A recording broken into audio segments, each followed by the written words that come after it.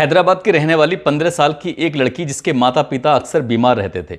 उसके माता पिता ने अपने जीते जी अपनी बेटी की शादी कर दी, लेकिन शादी कर देते हैं अपनी बेटी की दुगनी उम्र के लड़के के साथ। उस लड़के ने उस लड़की के साथ लगातार शारीरिक शोषण किया करता था, उसे बेवजह परेशान किया करता था। धीरे धीरे वक्त ऐसे आगे बढ़ रहा था, लेकिन इसी बीच में उस लड़की के माता और पिता दोनों ही खत्म हो जाते हैं, मर जाते हैं। अब ऐसी स्थिति में उस लड़की की जो पति था उसकी हिम्मत और बढ़ जाती है और वो उस लड़की का बेवजह शोषण किया करता था, उसे परेशान किया करता था। एक दिन मौका पाते ही वो लड़की वहाँ से भाग जाती है और भागकर दिल्ली आ जाती है। उसे नहीं पता था कि जहाँ से वो निकल कर आ रही है उससे भी बड़ी दलदल में फंसने वाली है। दरअसल वो लड़की पहुँच जाती है दिल्ली के जीबी रोड पर, जीबी रोड के कोठा नंबर 58 पर। अब उस लड़की का लगातार शोषण हो रहा था।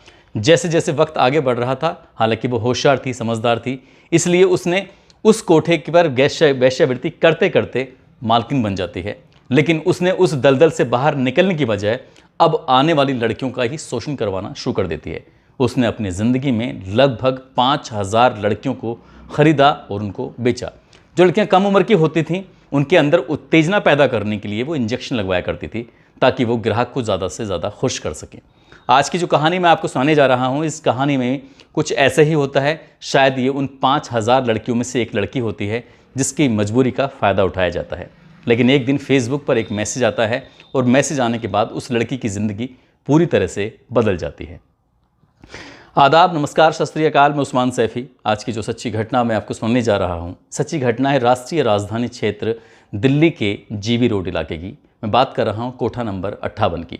दरअसल एक लड़का दिल्ली महिला आयोग की जो अध्यक्ष होती हैं स्वाति मालीवाल, उनको एक मैसेज टैग करते हुए फेसबुक पर लिखता है और कहता है कि कोठा नंबर 58 में एक लड़की है जो बहुत ज़्यादा परेशान है, आपको उसकी मदद की ज़रूरत है। इस मैसेज को स्वाति मालीवाल बहुत ही गंभीरता से लेती हैं, उच्च अधिकारियों से बातचीत करती हैं और बातचीत करने के बाद कहती हैं कि मुझे इस कोठे पर रेड डालनी है।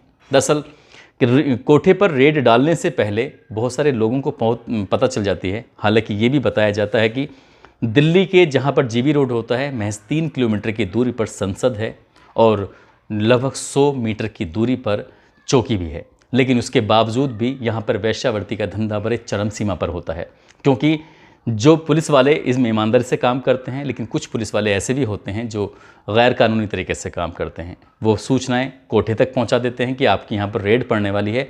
वो पहले से ही सतर्क हो जाते हैं और कई लड़कियां ऐसी जो होती हैं उन लड़कियों को उठाकर दूसरी जगह पहुंचा देते हैं और जब रेड पड़ती है तो वो लड़कियां मिलती ही नहीं हैं जिनकी तलाश होती है। दरअसल जिसके लिए मैसेज किया गया था वो सूचना आज लीक नहीं हो रही थी और ये सूचना थी मई 2017 के दूसरे सप्ताह की।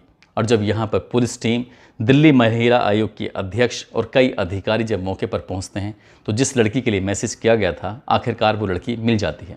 वो लड़की ही नहीं मिलती बल्कि उसकी गोद में एक बच्चा भी मिलता है। और जो महिला को, जिसकी उम्र महज 15 साल थी, हालांकि उसकी उम्र 15 साल थी लेकिन वो खुद को 20 साल बताने की लगातार कोशिश कर रही थी।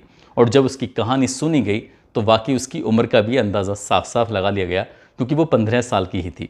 लड़की बताती है कि जब वो 9 साल की थी तब उसके माता और पिता दोनों का ही एक साथ देहांत हो गया था। ऐसी स्थिति में वो जाए तो जाए कहाँ।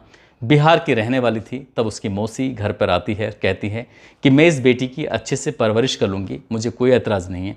समाज के लोगों के साथ बैठकर वो उस लड़की को अपने घर पर लेके आती है। अपने घर पर वो अपनी बेटी की तरह उसको पाल रही थी, पोस रही थी, उसका हर छोटी से छोटी चीज़ का ख्याल रख रही थी। लेकिन इस घर में एक और महिला थी जो इसकी मौसी की दोस्त होती है।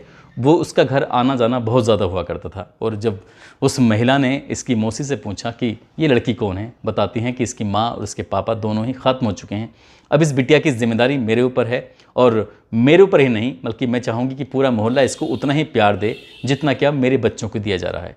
ठीक वैसे ही होने लगता है। वो महिला भी उसको ज़्यादातर लगाव रखती थी, उसके साथ बहुत अच्छे से पेश आती थी, उसका छोटी छोटी बातों पर ख्याल रखती थी।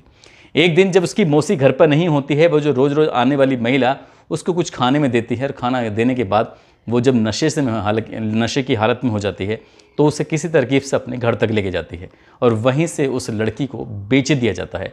इस बात का उसकी मौसी को बिल्कुल भी कोई जानकारी नहीं थी कि लड़की उसकी जो भांजी है वो बिक चुकी है और वो वहाँ से एक जगह से दूसरे से तीसरे, कभी शहर, कभी गाँव, कभी बस, कभी ट्रेन इस तरह से लगातार लड़की सफ़र कर रही थी। इधर मौसी अपनी भांजी को लेकर इतना ज़्यादा परेशान हो जाती है, वो पुलिस में रिपोर्ट भी लिखवाती है, लेकिन पुलिस उस लड़की को तलाश कर ही नहीं पाता। और जब वक्त आगे गुजरता है तो जब लड़की थोड़ा बहुत होश संभालती है तो वो जीबी रोड के कोठा नंबर 58 में अपनी आंखें खोलती है। और जैसे ही कोठा नंबर 58 में आंखें खोली तो उसकी उम्र उस वक्त 9 साल के आसपास होती है। जो कोठे की मालकिन होती है वो कहती है कि इसकी उम्र भी छोटी है, इसे एक काम करो, इसे मेरे घर पे भेज दो, मेरी बेटी की बहू की सेवा करेगी, उसकी खिदमत करेगी। अब वो लड़की 9 साल की उसके घर जाती है, उसको पानी देना, चाय देना, ये खाना बनाना, ये जो जिम्मेदारियां हुआ करती थी वो इसी तरह से उसकी घर की जिम्मेदारी संभालने लगती है। लगभग 2 साल तक वो लड़की उस घर में रहती है, लेकिन जब 2 साल उसके कंप्लीट हो जाते हैं तो उस लड़की को उस कोठे पे बुलाया जाता है उससे वेश्यावृत्ति का धंधा कराने के लिए। अब पहली बार में एक उससे बूढ़ा उम्र का एक व्यक्ति उसके ज़बरदस्त कर दिया जाता है। 11 साल की वो लड़की, बूढ़ा व्यक्ति उसके साथ जब हमबिस्तर होने वाला था, उसके साथ फिजिकल रिलेशन बनाने वाला था, तब लड़की चीखती है, चिल्लाती है। और जब उस चीख रही थी, चिल्ला रही थी, तो ये बात कोठे की मालकिन को बिल्कुल भी अच्छी नहीं लगती। इसके बाद उसके हाथ और पैर दोनों बांधे जाते हैं। उस लड़की को बहुत बुरी तरह से मारा जाता है, पीटा जाता है और ये कहा जाता है कि जिस धंधे के लिए तुम्हें लाया गया है, जिसके लिए तुम्हारे पैसे दिए गए हैं, तुम्हें वो धंधा करना ही पड़ेगा। जब लड़की ने साफ साफ इनकार किया, जब मारपीट उसके साथ हुई, तो उसके बाद उन लोगों ने उसको एक ऐसा इंजेक्शन दिया। इंजेक्शन देने के बाद वो लड़की अपने होश में ही नहीं थी और उसके साथ जो चाहें जो वैसा ही कर सकता है। पहले ही दिन जब उसके साथ ये हुआ था तो 5 लोगों ने अलग अलग वक्त में उसके साथ शारीरिक शोषण किया था। उस लड़की को बिल्कुल भी होश नहीं था और वो कोई ना चीखती है ना चिल्लाती है और ग्राहकों को भी वो पूरी तरह से संतुष्ट करती है। यहीं से उसको इंजेक्शन देने का दौर शुरू होता है। अब जब शुरुआत में जब उसके पास ग्राहक आते थे तो उसको इंजेक्शन दिया जाया करता था ताकि वो उत्तेजित हो सके और उसके साथ जो मर्द जो करना चाहें वो आराम से कर सकें। वक्त आगे बढ़ने लगता है। हर दिन उस लड़की के साथ कभी 10 ग्राहक, कभी 15 ग्राहक, कभी उससे ज़्यादा ग्राहक, कभी बिल्कुल भी नहीं। तो इस तरह से लगातार सिलसिला चलता चला जाता है। वो लड़की नहीं जानती थी कि उसके साथ ये क्या हो रहा है। जब वक्त आगे बढ़ रहा था तब इंजेक्शन की संख्या कम कर दी जाती है और वो एक नॉर्मल सी ज़िंदगी जीने लगती है। तभी एक दिन पता चलता है कि उसके पेट में बहुत ज़्यादा तेज़ दर्द हो रहा है। जब मालकिन को पता चलता है तो मालकिन पता करती है कि आखिरकार क्या हुआ है। डॉक्टर की सुविधाएं कोठे पर ही हो जाया करती हैं, बल्कि डॉक्टर ही नहीं, आप किसी भी तरह का सामान खरीदना चाहते हैं तो पूरी दुनिया कोठे पर ही अवेलेबल हो जाती है। उस कोठे को पूरी तरह से सीसीटीवी कैमरे से लैस कर दिया गया था ताकि कोई बाहर जाए तो पता चल जाए, अंदर आए तो पता चल जाए। इस लड़की के जो पेट में दर्द हो रहा था, डॉक्टर ने चेकअप करके बताया कि ये लड़की तो प्रेग्नेंट हो चुकी है। और जब प्रेग्नेंट की बात पता चलती है तो कोठे की मालकिन को इस बात से कोई एतराज़ नहीं हुआ, क्योंकि इनका काम, इनका धंधा ये होता है कि जब लड़की प्रेग्नेंट हो जाती है उसका जो बच्चा होता है उस बच्चे को कहीं ऐसी जगह रख देते हैं ताकि उसकी परवरिश करते हैं और साथ ही माँ का लगाव अपने बच्चों से ज़्यादा हो जाता है। इसलिए वो माएँ जो कम उम्र में बन जाती हैं वो अपने बच्चे की खातिर कोठे पर बैठकर वेश्यावृत्ति के धंधे में फंस जाती हैं। ऐसे ही चल रहा था, उसको बच्चा भी पैदा हो जाता है और वो बच्चे की परवरिश दूसरी जगह हो रही थी। और ये लड़की जो होती है जिसकी उम्र धीरे धीरे बढ़ रही थी, लगभग 4 साल लगातार इससे वेश्यावृत्ति का धंधा कराया जाता है। 11 साल की उम्र से शुरू होती है और 15 साल की जब उसकी उम्र हो जाती है, इसी बीच में उसको एक ऐसा भला मानुस नाम का एक लड़का मिलता है, बहुत ही सीधा सादा सा। जब उससे लड़का बात कर रहा था तो लड़का और लड़की की उम्र में कोई ज़्यादा अंतर नहीं था। 17 या 18 साल का वो लड़का जब कोठे पे इस लड़की के साथ हम बिस्तर होने की तैयारी में था, फिजिकल रिलेशन की तैयारी में था, तब उससे सवाल करता है कि तुम यहाँ पर क्या कर रही हो, तुम्हारी तो कुछ ज़्यादा उम्र भी नहीं है। वो पूरी कहानी उस लड़के को बताती है। वो कहती है कि मैं बिहार के रहने वाली थी, मेरे माता पिता ख़त्म हो गए थे, मेरी मौसी मुझे लेके आई, लेकिन एक महिला ने उसको बेचकर यहाँ तक पहुँचा दिया। जब ये पूरी कहानी उस लड़के को बताई जाती है, लड़का कहता है कि मैं तुम्हारी मदद करूँगा। और इसी कहते हैं कि दीवारों के भी कान होते हैं। शायद दीवार ने ये बात सुनी और जैसा ही लड़के ने कहा कि मैं तुम्हारी मदद करूँगा, तभी दीवार कोई सुन रहा था। सुनने के बाद दरवाज़ा खोला जाता है और उस लड़के को बेहिसाब पीटा जाता है, मारा जाता है, ताकि ये बात कहीं बाहर जाकर किसी से ना कहे। लेकिन लड़के ने भी हिम्मत जुटाई और हिम्मत जुटाने के बाद बाहर निकलता है और अपनी बदनामी से उसे कोई फ़र्क नहीं पड़ रहा था। उसने सोच लिया था कि उसे उस लड़की को हर हाल में इस कोठे से बाहर निकालना ही निकालना है। और निकलते ही वो फेसबुक पर एक मैसेज करता है। दिल्ली महिला आयोग की जो अध्यक्ष होती हैं स्वाति मालीवाल, उनको टैग करते हुए लिखता है कि एक लड़की बहुत मुसीबत में है, आपको उसकी मदद की ज़रूरत है। इस कोठे पर छापा मार के उस लड़की को बाहर निकाला जाता है। उस वक्त इस कोठे की मालकिन होती हैं चंदा, उनको भी गिरफ्तार किया जाता है। और स्वाति मालीवाल कहती हैं कि मैं पहले ही कहती हूँ कि इस कोठे को इन जो जितने भी कोठे हैं इनको पूरी तरह से बंद कर दिया जाए। यहाँ पर कोई अपनी मर्जी से नहीं आता, बल्कि ज़बरदस्ती उन्हें लाया जाता है। चाहे कोई किसी का बॉयफ्रेंड लेके आए, चाहे कोई किसी का मजबूरी का फ़ायदा उठाकर लेके आए, या कोई किसी का अपहरण करके लेके आए, या मानव तस्करी, जैसे भी कई तरह के तरीके होते हैं लड़कियों को इन कोठों तक पहुँचाने के। और उन तरीक़ों के बाद ही उन्होंने कहा कि शुरुआत में भले ही चाहे लड़कियाँ गैर मर्जी से हों, लेकिन बाद में उनको इतना मजबूर किया जाता है कि वो अपनी मर्जी से रहने लगती हैं। चाहकर भी कई लड़कियां कुछ कह नहीं पाती। इस लड़की को यहाँ से निकाला जाता है। जब निकाल रहे थे तो उसने कहा कि मेरा एक बच्चा भी है, और जब उसका बच्चा उसे बुलवाया जाता है, जो उसकी मालकिन होती है चंदा, उस बच्चे को उसे सौंप देती हैं। फिर से शेल्टर होम में रखा जाता है, जहाँ पर ऐसी महिलाओं की, जहाँ पर ऐसे बच्चों की परवरिश होती है, जहाँ पर गवर्नमेंट की जिम्मेदारी होती है ऐसे बच्चों के, ऐसे लोगों की जिम्मेदारी उठाना। फिलहाल वो वहाँ पर रहने लगती। साथ में पता चलता है कि जो इस कोठे पर पहले कोई मालकिन हुआ करती थी, उस मालकिन का नाम सायरा बेगम होता है।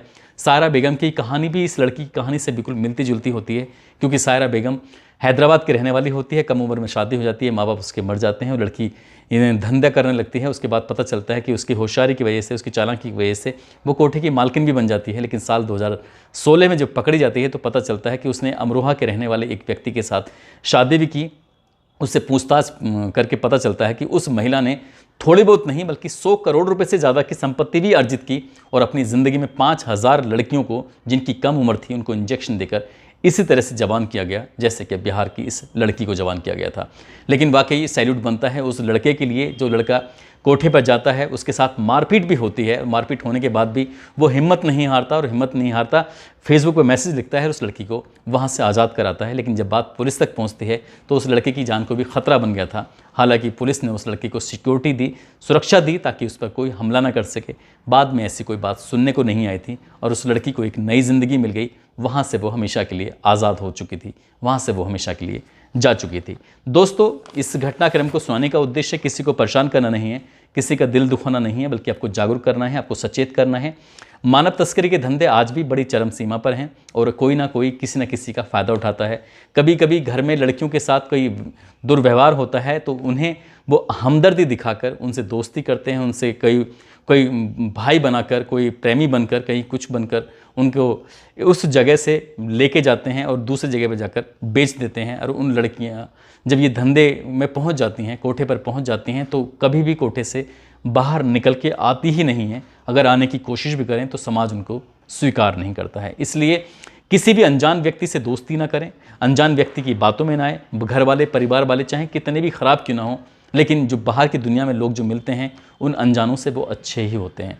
इसलिए ऐसे लोगों से दूर रहें। और जाते जाते आज रितिका श्रीवास्तव, साथ ही ऋषि पासवान जो बिहार के रहने वाले हैं, विजय सिंह राजपूत जो गुजरात के रहने वाले हैं, आज इन तीनों का जन्मदिन है। इनको जन्मदिन की बहुत बहुत शुभकामनाएं, बहुत बहुत मुबारकबाद। साथ ही नसीम मंसूरी हैं, अजीत यादव, अर्जुन सिंह, बलजिंदर सिंह, निशा, पवन राजपूत, अजय कुमार, गोपाल सिंह, सत्तार खान, रविंद्र कुमार, पंडित रविराज, करण शर्मा, अनीस अहमद, नीति सिंह, इन लोगों ने नाम लेने की अपील की थी। आप सब लोग अपना ख्याल रखें, सुरक्षित रहें। जय हिंद, जय भारत।